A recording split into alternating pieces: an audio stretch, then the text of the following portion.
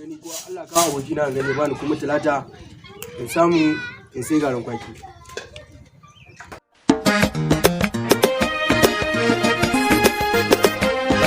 Allah ya sa mu da ka dai mun haka ganin in na sai inda tuwon challenge da ne. Ayo.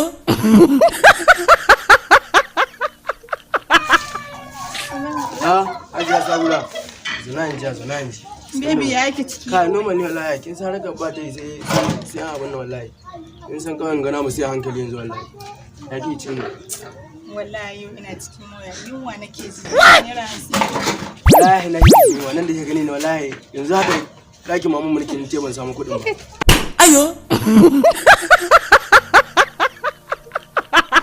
Baby kana rasa kuɗi kuwa? Na ce miki banda kuɗi dan Allah.